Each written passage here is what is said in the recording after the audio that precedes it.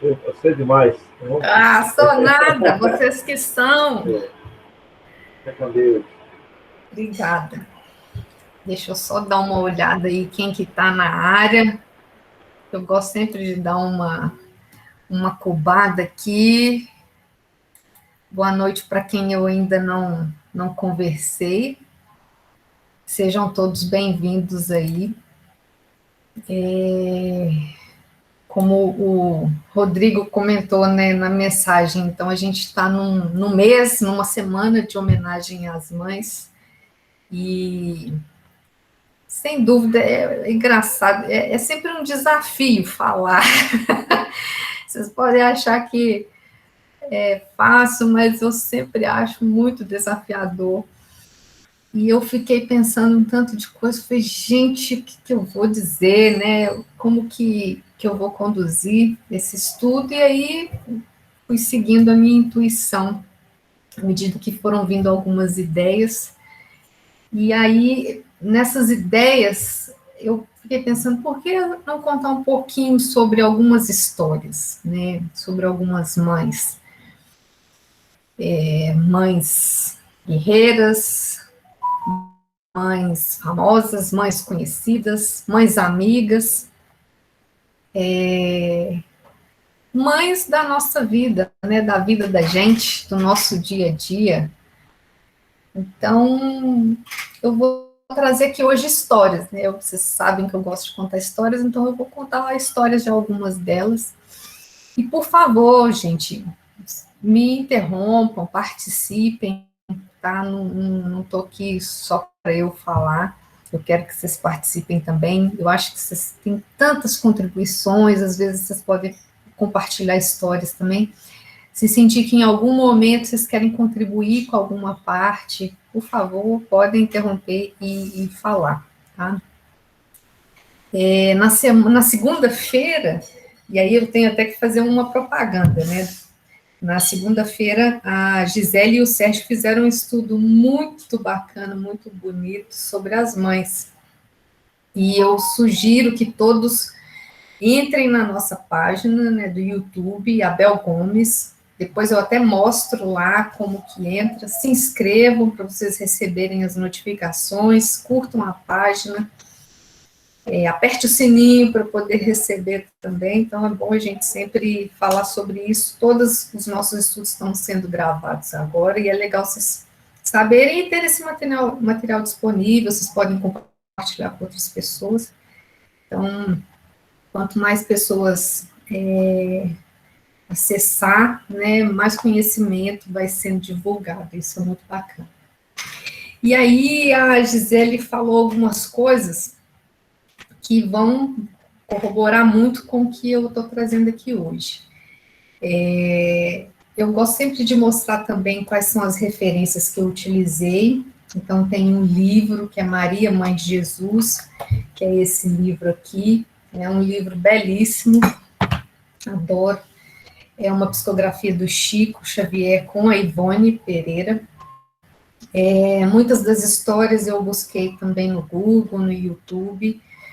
Algumas são pessoas famosas, então é fácil de identificar. Algum material era arquivo pessoal, e as imagens sempre do Google Imagens, que ali é um mar de material. Bom, e a primeira história que eu quero começar a contar é da Ana Maria Rives Jarvis. Aí vocês podem falar assim, mas eu já vi essa mulher, eu já vi esse nome. Se alguém está com essa impressão, é porque viu mesmo. Na segunda-feira, a Gisele falou. Mas qual que é a relação dessa mulher aí?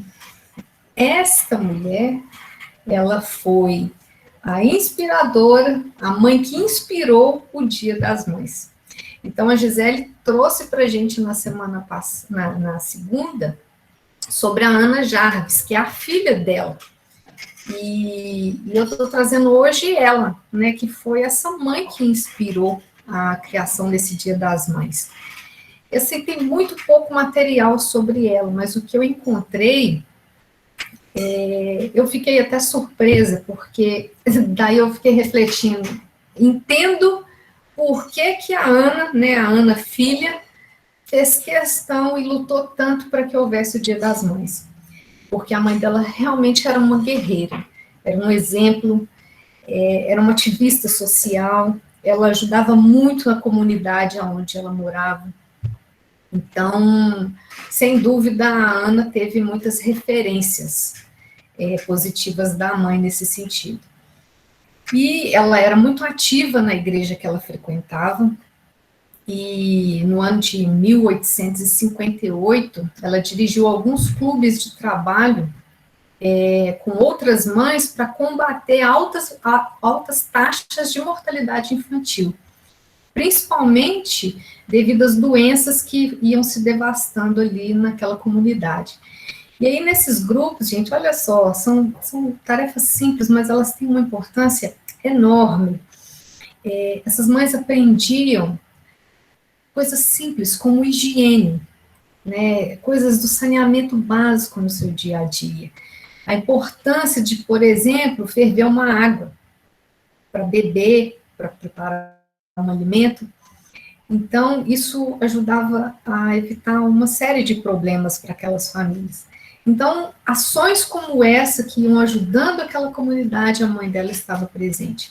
E isso é muito bacana. Né? Inclusive, ajudava, eles tinham um programa que faziam com que as famílias ficavam, por exemplo, se tinham algum problema, eles colocavam essas famílias em quarentena para evitar epidemias, né? Então, eles já sofriam com essas questões de epidemia e pandemia naquela época. E ainda mais porque era uma época que não tinha tantos recursos como a gente tem hoje. E a filha acabou dando continuidade aí ao trabalho da mãe, era muito ativa também. Então, eu quis começar com a Ana Jarvis, porque é uma mãe inspiradora, foi uma mãe inspiradora para a filha, e eu acho que tem muitas histórias por trás de toda a história da humanidade que a gente não faz nem ideia. E eu deixei aí, assim, eu não sei se está dando para ver, uma foto dos cravos brancos, que ela gostava muito, e a Ana Jarvis, ela, no Dia das Mães, ela presenteava, né, ela entregava as crianças para que as crianças pudessem presentear as mães em homenagem ao Dia das Mães. Bom, tem uma coisa que, ao longo desse estudo, eu comecei a fazer, que foi pegar algumas frases que essas mães falaram. Algumas são frases mais famosas, outras não, mas eu quero mostrar primeiro a frase, porque pode ser que alguns de vocês saibam, conheçam, né, de quem que é a origem dessa frase. Então, eu vou mostrar a frase primeiro, antes de revelar de quem que ela é. Se alguém souber, por favor, gente, me conte, né, eu vou ficar super feliz de saber. Vocês já reconhecem as frases delas só na primeira leitura. Então, a primeira é: toda mulher trabalha duro e toda mulher deve ser respeitada. Alguém tem ideia aí de quem que é essa frase?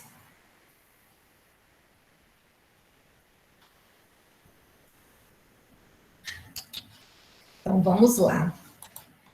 Michelle Obama. Olha aí a dona Michelle. Vocês conhecem a dona Michelle, né? Para quem não conhece, não está se lembrando no momento, eu vou refrescar. Essa mulher é o bicho. Ela foi a primeira dama dos Estados Unidos. Ela é a esposa do Obama, Barack Obama. E foi realmente uma mulher notável. Ela é uma mulher notável. Super influente. Pelo que eu li assim, sobre o material dela, no ano de 2019, ela foi considerada a mulher mais influente no mundo. E eu acredito que ela ainda continua com todo esse empoderamento. E é legal porque ela é uma pessoa que se destaca muito pela trajetória pessoal, profissional, a luta pela igualdade de gênero e raça. Alguém falou alguma coisa? Quer fazer algum comentário? Não sei se eu ouvi alguém. Não? Beleza, se alguém quiser falar, a gente pode me parar. Mas principalmente essa questão, né, essa luta pela igualdade de gênero e raça é importantíssima. Então, ela é uma mulher que realmente influenciou e influencia muito na posição em que ela está, né, e que ela esteve, né, ela ficou 8 anos na Casa Branca ao lado do Barack Obama, então foi um período grande, e imagina, ocupar um cargo como esse é uma responsabilidade que a gente não tem ideia. E além de tudo isso, ser mãe, né? As filhas eram bem pequenas quando eles foram para lá. Então, deixa eu ver aqui, elas tinham 10 e 7 anos de idade. Aqui, só para vocês saberem quem está na foto, tá a Amália, que é a filha que está à sua esquerda, no caso, né? Você olhando para a imagem, é a Amália. No meio está a mãe dela, que é a dona Marian, e do lado direito está a Sasha, que é a filha mais nova. Então, essa foto, inclusive, ela postou, parece que recentemente, fez uma publicação, até em homenagem à mãe dela. Deixa eu pegar aqui, ó.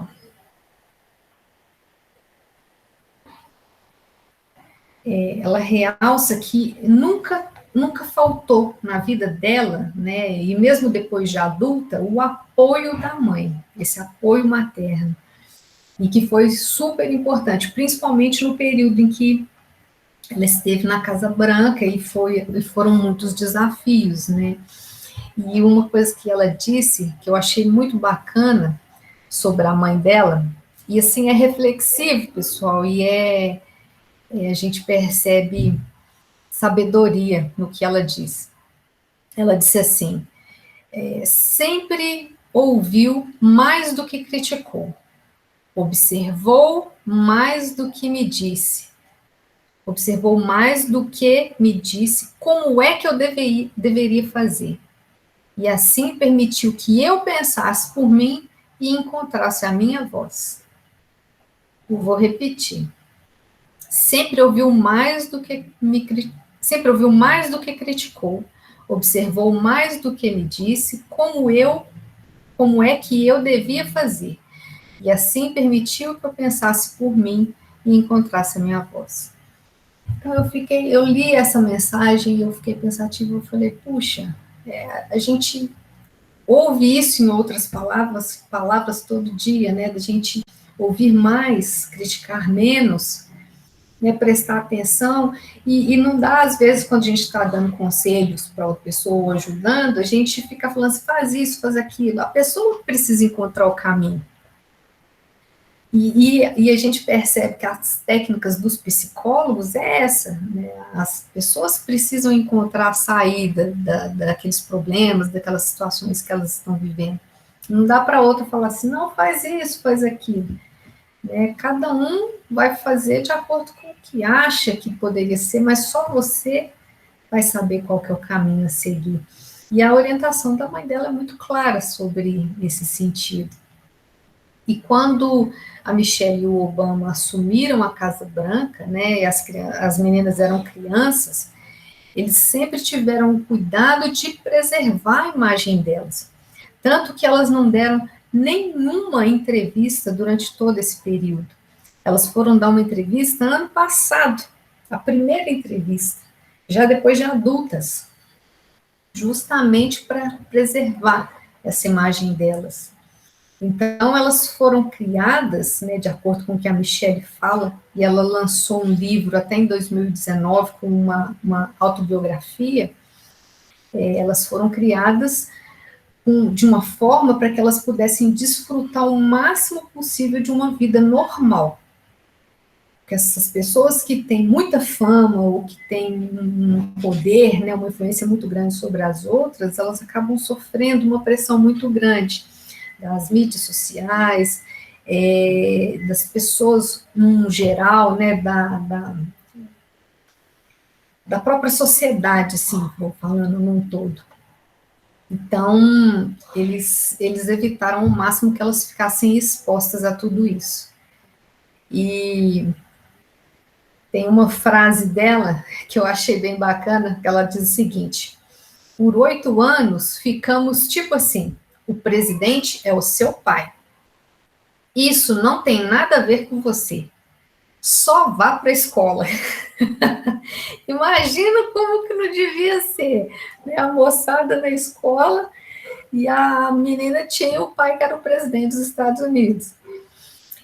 E aí outra frase que a mãe dela falava: sim, você tem seguranças, apenas ignore-os.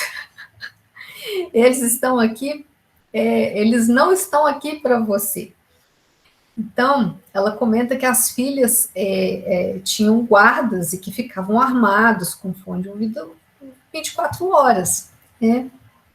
E imagine, elas nessa idade, né, de crianças, se tornando adolescentes, se elas quisessem dar um beijo cercada com esse tanto de segurança, era praticamente impossível, né? Então, não é fácil, gente. A gente às vezes pensa que a vida dessas pessoas famosas é só alegria, não é. É muito sacrifício também. Então, eu quis trazer um pouco dessa realidade, dessas mães. E tem uma imagem aqui que eu quero mostrar para vocês. Eu não sei se a Noêmia está aí, mas deixa eu ver se a Noêmia está aqui.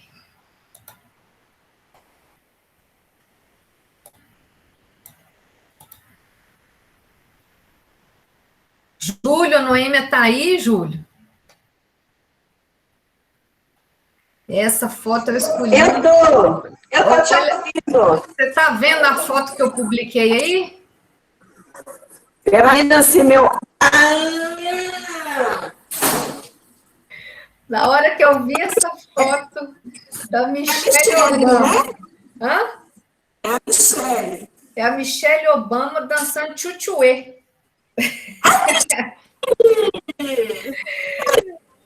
Gente, é o máximo, porque a gente dançou essa música várias vezes com as crianças na evangelização infantil, né, Noêmia?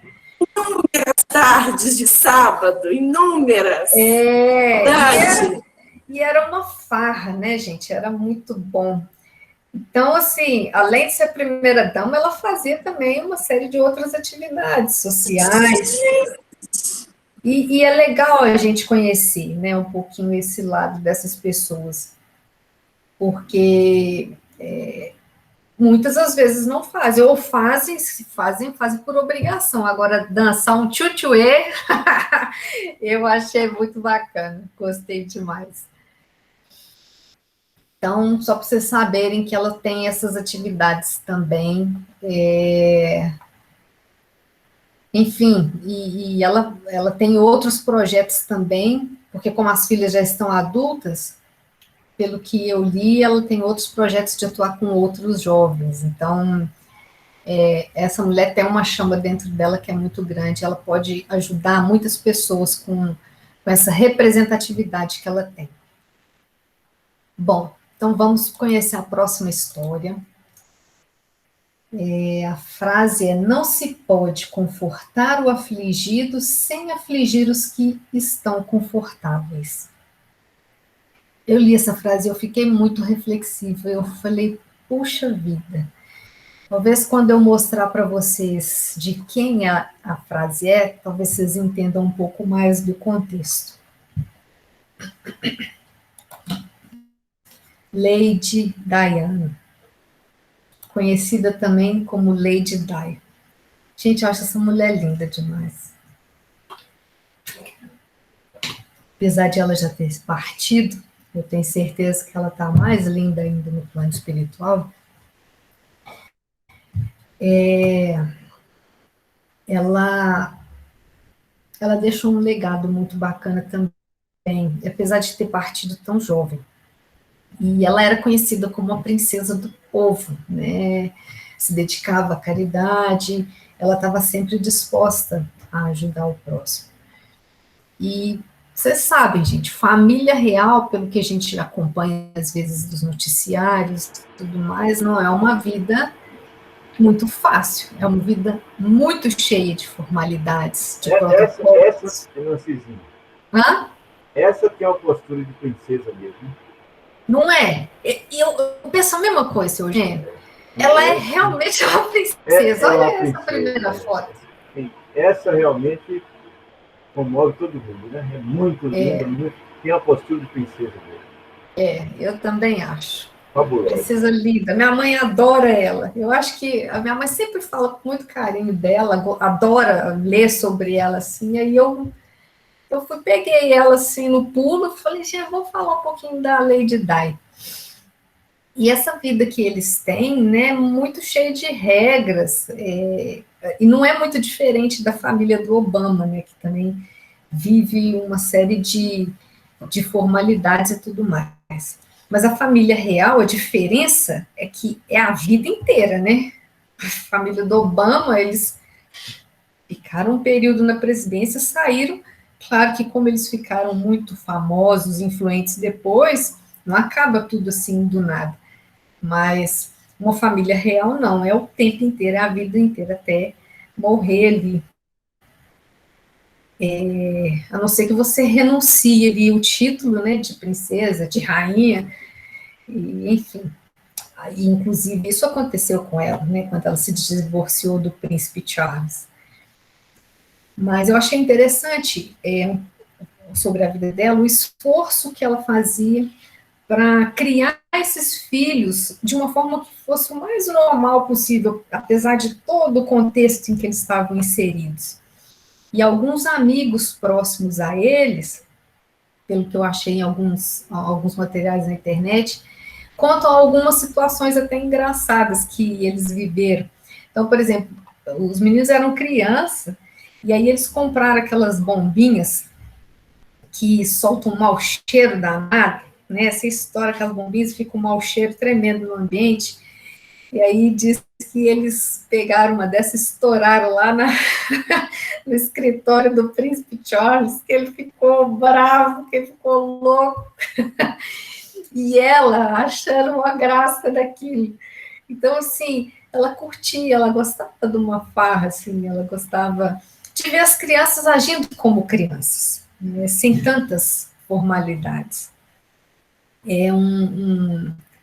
Um ex-guarda-costa dela, por exemplo, ele conta que ela fazia questão de alinhar com as assistentes que cuidavam da agenda e tudo mais, para que não marcassem as atividades, compromissos antes das 9h30 da manhã, porque ela queria acompanhar aquele momento, né, dos filhos, de acordar, de ir para a escola, de supervisionar esse momento.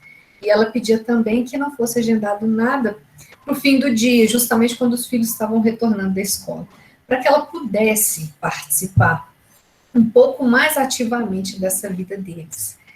E uma outra pessoa conta também que ela tentava fazer com que a vida deles, assim, nesses momentos, fosse o mais normal possível, né? Tanto de brincadeiras e às vezes levava eles para alguns passeios. Ela tinha uma amiga que ela levava para a casa dela, que ela gostava, que lá eles ficavam soltos e podia sair correndo para tudo quanto é lado. E que o mais velho, ele se sentia como se ele estivesse preso, né, vivendo lá no castelo, tinha uma série de regras que não dava para sair correndo e tudo mais. Então, imagina, não é moleza, né, a vida de ser um príncipezinho. Se alguém aí estava achando que a vida de príncipe ou princesa é moleza, não é. Eu que não quero uma responsabilidade dessa nunca na minha vida, Senhor, não deixa não, tá? Bom, vamos lá. Para ver mais pessoas, os layouts. Deixa eu ver aqui. Teve uma outra história, que essa foi interessante, porque foi com a rainha. Um dia, a babá do William tirou férias, e aí a Lady Di estava cuidando do menino, né? E aquilo não entrava na cabeça da rainha. E ela chegou a dizer assim: eu não entendo por que que a Diana tem que fazer isso. Há milhões de empregadas aí, né, disponíveis. Ou seja, ela aproveitou aquela oportunidade das férias da babá para poder ter um contato maior com o filho, e ele era muito pequeno.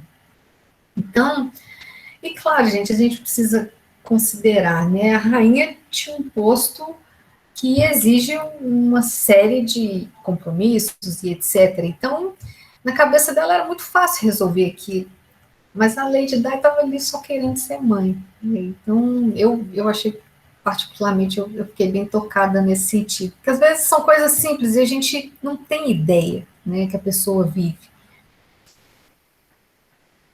E ela tentava, assim, tirar o máximo de formalidade da vida das crianças, né, na medida do possível, lógico.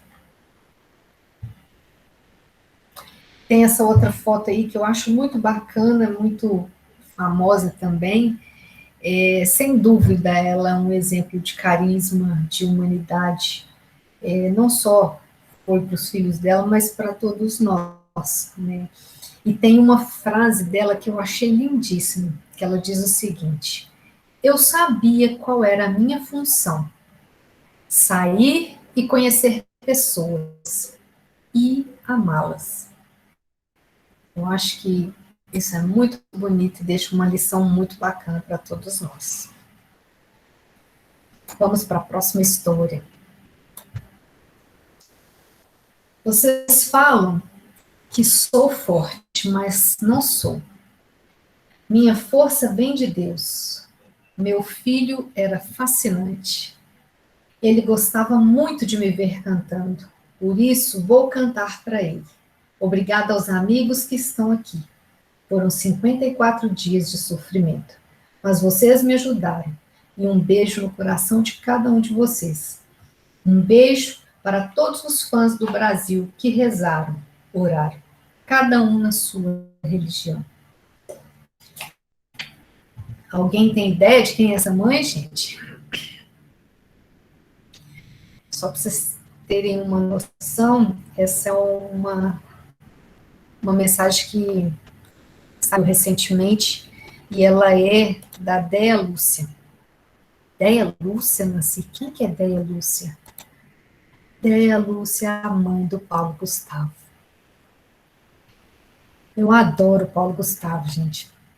E ele fez um trabalho muito legal, muito engraçado, né, representando a Dona Hermínia, que foi um personagem que ele criou, inspirado na mãe dele, né, na Dona Déia Lúcia. Então é muito legal. Quando você vê uma entrevista da Déia conversando, é a mesma coisa que você vê a Dona Hermínia. Impressionante. E é mais impressionante ainda como que o Paulo Gustavo se parecia com ela. Então, como é tudo muito recente, a gente se coloca no lugar, né? E eu trouxe essa história que a gente está na pandemia e até para contextualizar esse momento que a gente está vivendo, de tantas dores, de tantas perdas, e essa mensagem que essa mãe disse para todos, né, de força, e ela falando, a minha força vem de Deus. Então, é muito bonito o que ela falou, e realmente eu acredito que o filho dela era fascinante, e com certeza vai ter ainda uma trilha muito bela pela frente, porque, como todos nós sabemos aqui, a vida continua, não é mesmo? Então, ela é uma mulher, assim, incrível. E uma coisa que ela fala aqui, que eu peguei uma frase dela, que ela diz o seguinte: a personagem da Dona Hermínia foi inspirada em mim, porque eu acordo, ponho o rolo no meu cabelo, que é para eu sair. E se for sair de manhã, já durmo com o cabelo enrolado. Então, por isso que o personagem da Dona Hermínia estava sempre com o rolinho no cabelo. E é impressionante, assim, ela fala que ela tem tudo mesmo da Dona Hermínia. É de fato a representação ali da mãe dele. E a gente percebe nessa essa amorosidade que eles tinham um com o outro, tanto no brincar, mesmo nas brigas, nas confusões, e é uma representação, né, de muitas das nossas famílias. Eu vejo que tem muito, né, a Dona Hermínia, ela representa, assim, um pouquinho de várias mães, eu tenho certeza que muitas mães talvez já tenham se identificado em algum momento com algumas das cenas, né, além de ser bem hilário, a gente se identifica com alguma coisa.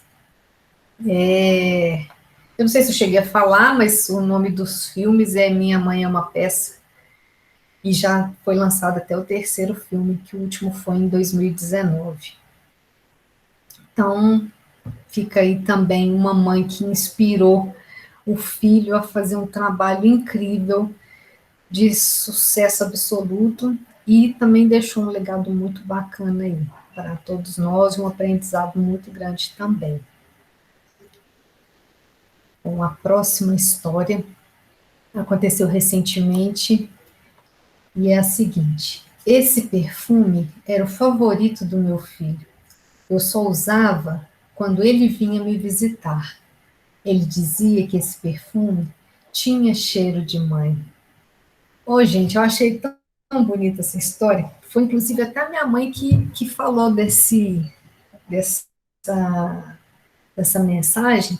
E para contar essa história aqui para vocês, eu vou chamar a própria dona dessa frase, que é a dona Wanda Terra. É um videozinho rapidinho, mas é muito legal. E aconteceu, deixa eu mostrar aqui para vocês a foto dela, da dona Wanda, bonitinha. E aconteceu, essa entrevista aconteceu agora em maio. Então foi recente, né? A divulgação foi recente e foi publicada no jornal, no programa da Fátima Bernardes, no dia 7 de maio. Então, vou colocar aqui para vocês.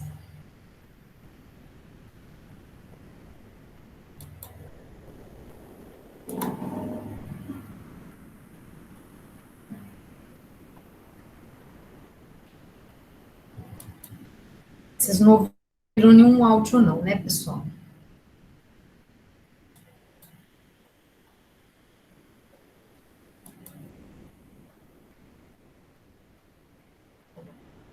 Aqui.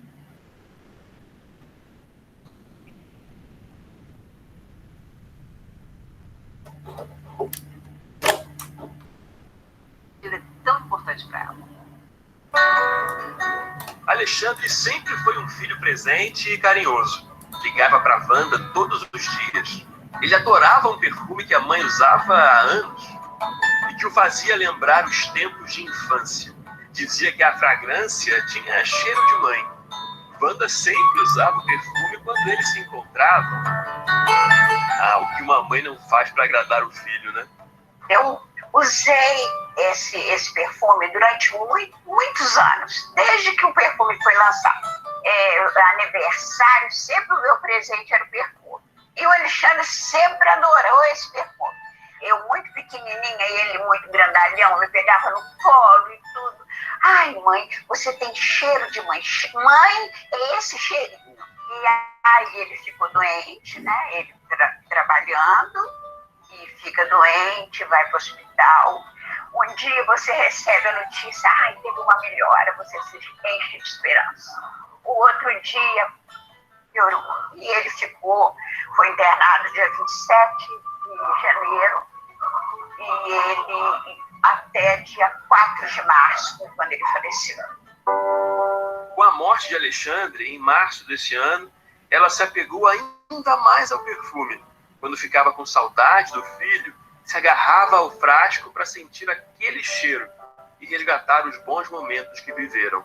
Ele era muito alegre, muito brincalhão, muito barulhento. Quando ele chegava, antes de abrir o portão, a rua inteira sabia que o Alexandre estava chegando, porque ele buzinava o carro e era aquela farra. Mas era um perfume que não estava mais sendo fabricado e o frasco estava no fim. Como ficar sem sentir o cheiro que o filho tanto amava? A cunhada de Alexandre, Karine, foi então às redes sociais fazer um apelo para que a empresa voltasse a produzir o perfume. Eu estava comovida com o restinho de perfume, chorando. Aí ela falou, mas que perfume é esse? Aí eu falei, não, porque eu só usava esse perfume quando o Alexandre chegava. Aí ela insistiu, eu quero tirar uma fotografia da senhora e vou mandar para a fábrica, vou conversar com o dono. Mas eu falei, não adianta, Karine. Imagine só uma fábrica tão grande dessa, eles vão se importar com a mãe chorando no sul do Rio de Janeiro. O pedido foi atendido e Wanda recebeu frascos que foram fabricados especialmente para ela e que vão ajudar a prolongar por muito tempo a sensação de ter o filho por perto. Nesse mundo onde a gente ouve falar de tanto desamor, de tanta tristeza, um gesto desse foi uma coisa muito delicada. E não só para mim, porque eu recebi assim, muitas mensagens de muitas mães que estão passando pelo que eu estou passando, que se sentiram tocadas por esse carinho. Creio que o nosso cérebro até arma uma proteção, né? Porque a gente nunca imagina que um filho tão saudável resolva ir antes da gente. Então, é uma dor muito grande. Eu não tenho, assim, desespero, nem revolta. Eu sou espírita e tenho certeza que a vida continua. Essa história que eu estou vivendo, se pudesse colocar um título, que eu gosto muito de escrever, eu colocaria uma história de amor. O que é uma história de amor?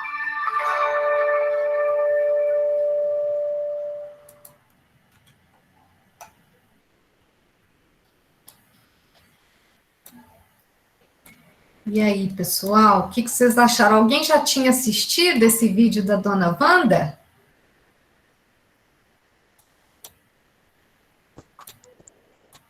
Ninguém? Não, eu não assisti, não. Olha, Muito bonita a história delas. legal, não é, Graça? Ai, no dia que eu vi assim, eu falei... Emocionante, né?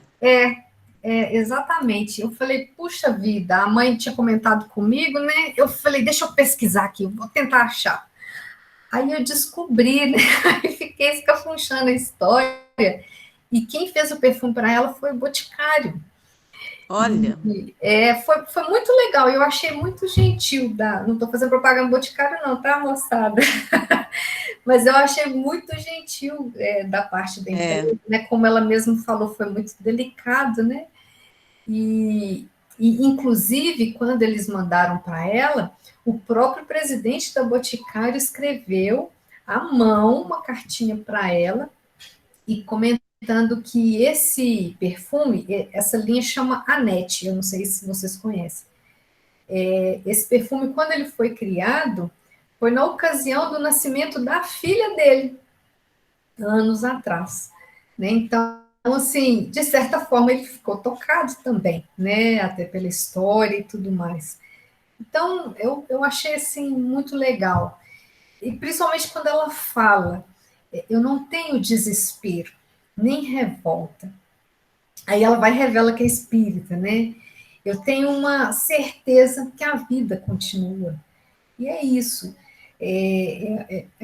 A gente percebe que ela lida com todo esse cenário difícil, né, de uma forma mais leve, né? É inevitável você conviver com a dor, né? E a moça chegou e viu ela com o vidro e chorando, né? É inevitável, né? E, com certeza ela vai ser uma trajetória difícil para ela ainda, mas com toda certeza a gente percebe que ela entende que isso é só uma passagem e que um dia eles vão se reencontrar, né? Então, acho que isso que é o mais bacana, assim, pelo menos para mim, né, que estudo o espiritismo, é a certeza que a gente tem, que um dia todos nós vamos nos encontrar com aqueles entes que partiram. Então, eu particularmente achei bem legal essa história. E eu gostei muito do que ela falou também, né? Neste mundo onde a gente ouve falar de tanto desamor, de tanta tristeza, então um gesto desse foi muito delicado.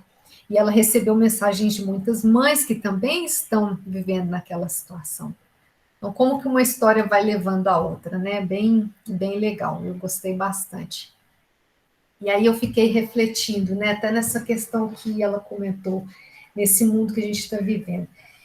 Tem uma frase, uma mensagem do Charles Chaplin, que ela foi retirada até de um texto, de um discurso dele, e que eu tinha essa frase até num, numa folha mesmo, que ficou muitos anos fixada na janela do meu quarto, que foi minha irmã que deu.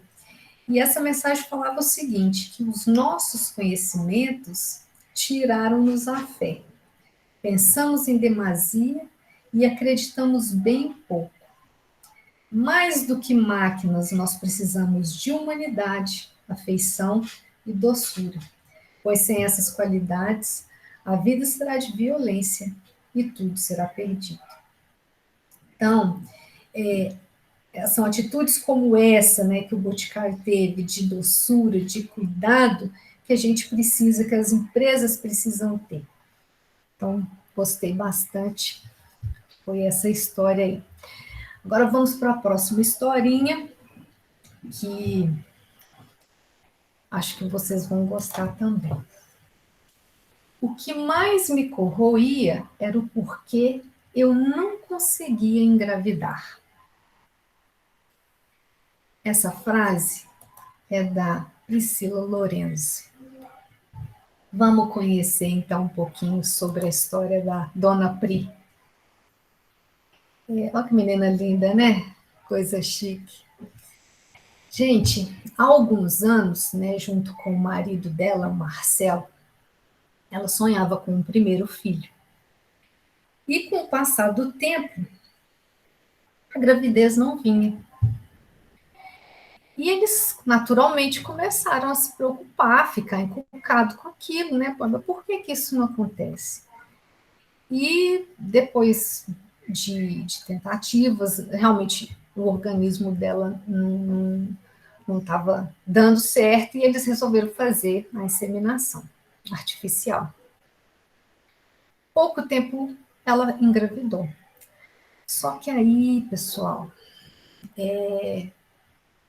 essa gravidez não deu certo e ela teve um aborto natural, que gerou uma dor que a gente não sabe nem mensurar. Eu não consigo nem imaginar o que é uma dor de um aborto natural, porque você está ali com uma expectativa enorme de ter um bebê, né, da chegada do primeiro filho, e isso acontece.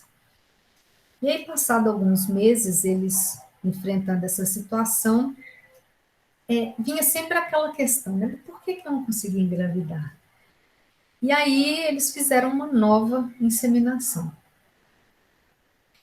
E dessa vez tivemos uma grata surpresa, que foi a chegada do pequeno Pedro. Quando o nosso pequenino Pedro, que hoje já não está tão pequenino mais, já deu uma crescida, né? Ele estava com mais ou menos 2 anos e meio, o casal resolveu ter o segundo filho. E novamente surgiu a dificuldade de engravidar.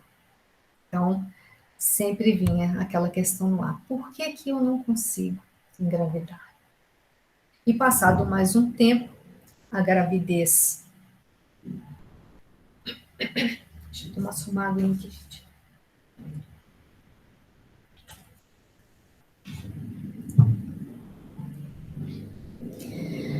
A gravidez veio, só que tivemos um outro problema. Um novo aborto espontâneo. Só que com esse aborto veio uma doença. E não foi nada fácil de lidar com essa doença. A Priscila teve uma doença chamada mola hidatiforme, que é um tumor que se desenvolveu no útero, devido a justamente essa gestação que não foi para frente, né? Esse último aborto espontâneo que ela teve. E graças a Deus esse tumor não se espalhou, né, para outros órgãos, não teve metástase. Mas ele estava ali enraizado na parede do útero. E a solução para esse tratamento seriam fazer 4 ciclos de 5 dias de quimioterapia. Então, vocês estão vendo, ela aí tá carequinha. Porém, esses níveis de beta-HCG não abaixavam o necessário que os médicos tinham lá como meta. E aí, desses 4 ciclos, se tornaram 12. Então, imaginem fazer 12 ciclos de quimioterapia. Não foi nada fácil.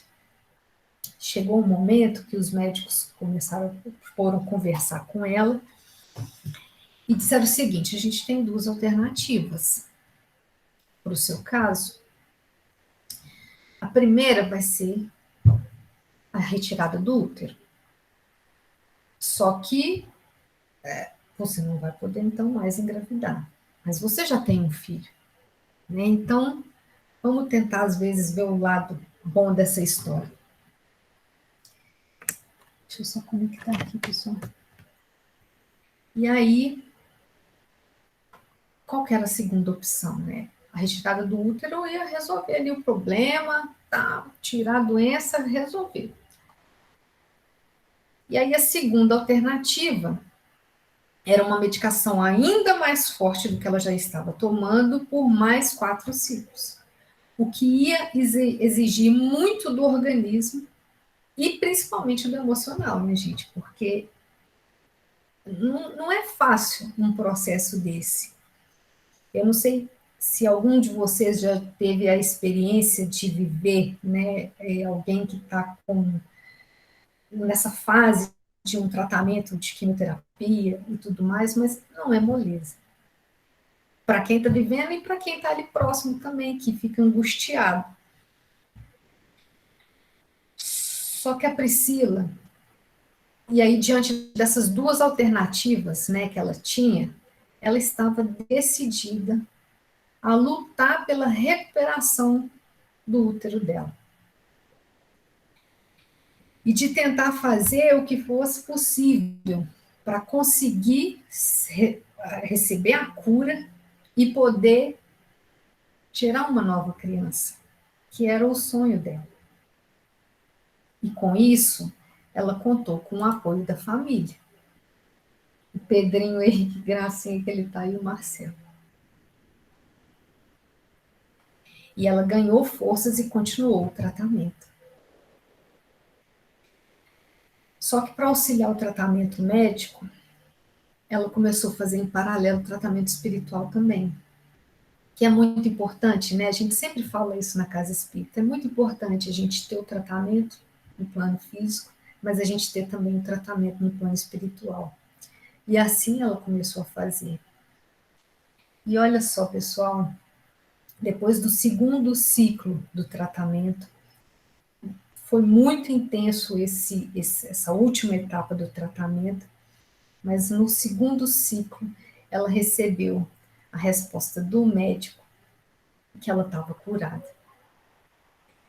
E aí ela continuou fazendo os 2 ciclos seguintes por precaução, e ainda precisou fazer um acompanhamento médico por mais 1 ano, né? E ela só poderia também tentar engravidar depois desse período todo, até que o organismo dela se restabelecesse. Olha aí ela que bonitinha, o cabelo já começando a crescer. Então, ela tinha um perfil que ela não conseguia engravidar naturalmente. E por isso que tinha aquela frase do início, né? Por quê? Por que isso não acontece? Poxa, por que eu não consigo?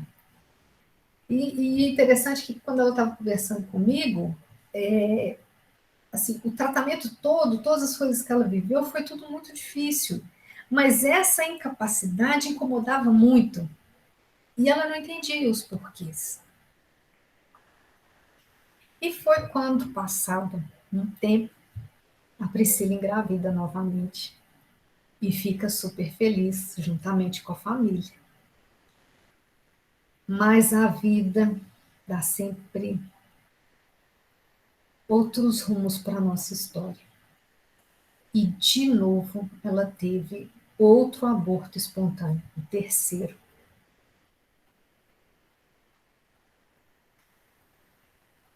Eu não consigo imaginar sobre isso. Quanta dor que a pessoa sente numa situação assim. E aí vem o medo, vem uma série de coisas acontecendo, né? Mas ela não desistiu. E ela estabeleceu um prazo. Porque a Priscila é determinada. Ela disse: se eu não engravidar até tal período, acabou. Vou seguir minha vida e vou fazer outras coisas. E aí, um dia, conversando com o irmão dela, de repente, o irmão dela muda. Ficou diferente de como ele normalmente é e fala para ela assim: não precisa se preocupar, não. Vai acontecer. E, de repente, ele muda de novo. E ela percebeu, a irmã conhece o irmão. Falou assim: mas peraí, você viu o que você falou? Eu falei: não, não vi. O que eu falei? Você falou isso, isso. Não, eu não falei isso. A gente sabe o que aconteceu. Ela teve uma mensagem do plano espiritual diretamente para ela, através do irmão. E passado um tempo, ela vai para uma casa espírita para pedir apoio. E ela recebe, né, orientação como tratamento para ela receber passes por 3 meses. Mas só que o que ela não sabia naquele momento é que ela já tinha engravidado. Exatamente no prazo que ela tinha determinado para ela. Só que ela começou a ter muitos pesadelos sobre aborto e temia que isso acontecesse mais uma vez. E aí ela pediu esse apoio espiritual mais uma vez. E foi quando ela recebeu uma carta psicografada daquela que ia ser a sua filha.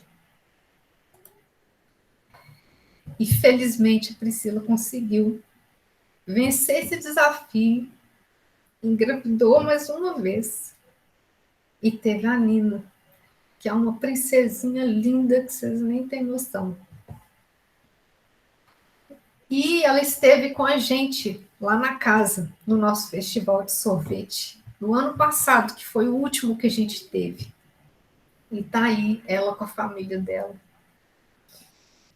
Gente, o que eu mais acho bonito nessa história é essa determinação de você querer exercer a maternidade com toda a sua força.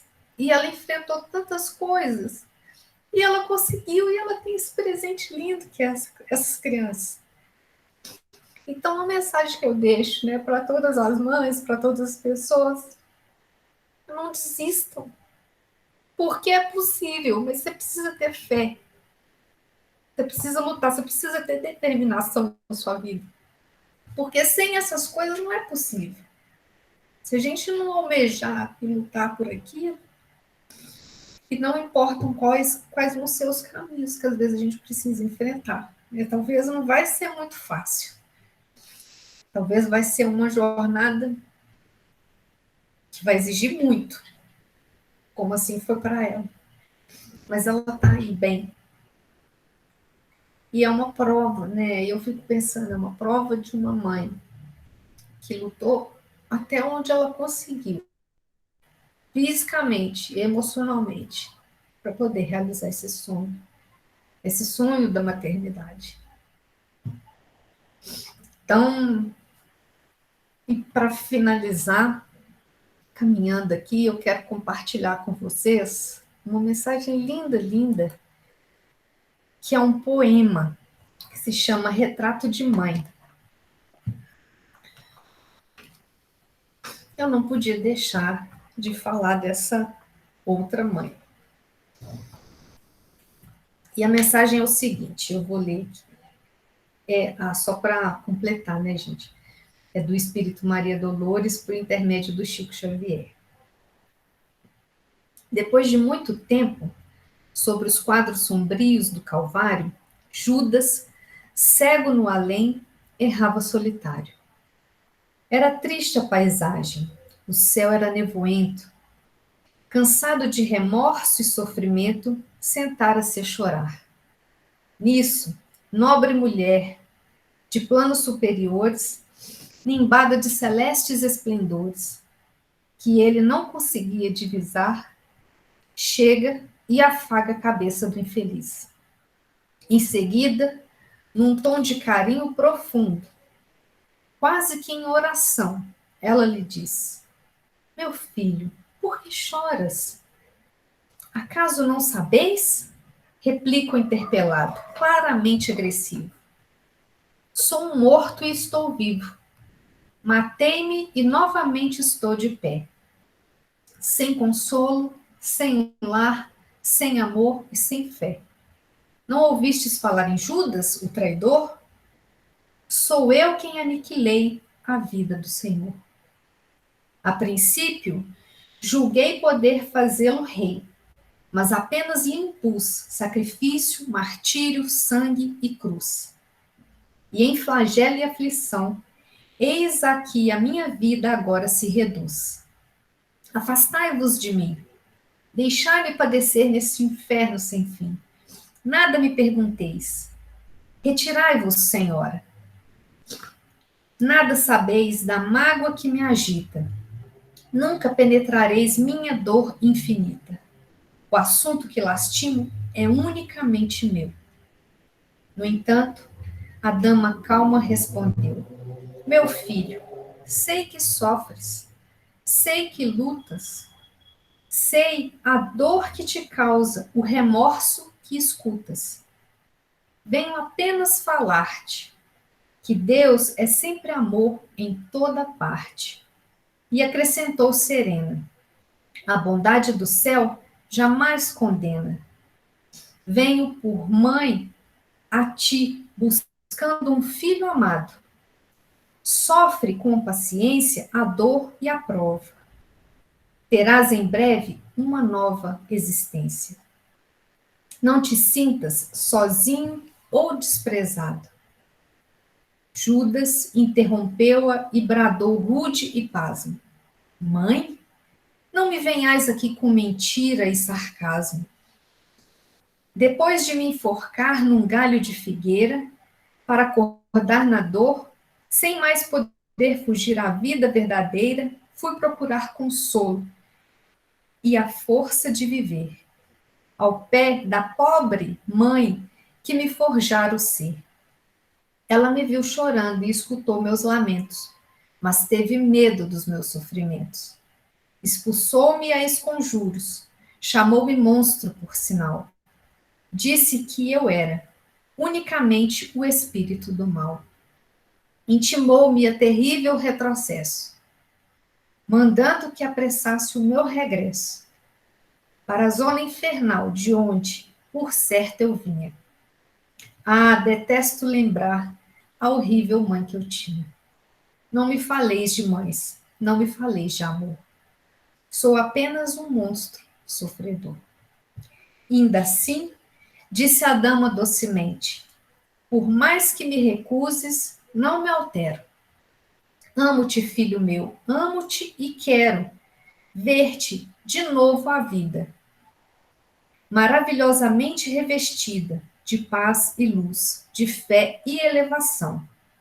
Virás comigo à terra, perderás pouco a pouco o ânimo violento, terás o coração nas águas de bendito esquecimento, numa nova existência de esperança. Levar-te-ei comigo, a remansoso abrigo. Dar-te-ei outra mãe. Pensa e descansa. E Judas, nesse instante, como quem olvidasse a própria dor gigante, ou como quem se desgarra de pesadelo atroz, perguntou: Quem sois vós? Que me falais assim, sabendo-me traidor? Sois divina mulher, irradiando amor, ou anjo celestial de quem presinto a luz. No entanto, ela, a fitá-lo, frente a frente, respondeu simplesmente: meu filho, eu sou Maria, sou a mãe de Jesus. Ela, sem dúvida, é a grande mãe das mães, como a Gisele falou na segunda-feira. Então, pessoal, eu agradeço a atenção de todos e só para homenagear a minha querida mãezinha, eu deixo aqui uma foto dela, porque eu dedico esse trabalho a ela, que é o meu tesouro, que é assim que eu a chamo. E muito obrigada a todos pela atenção. Fala, presidente.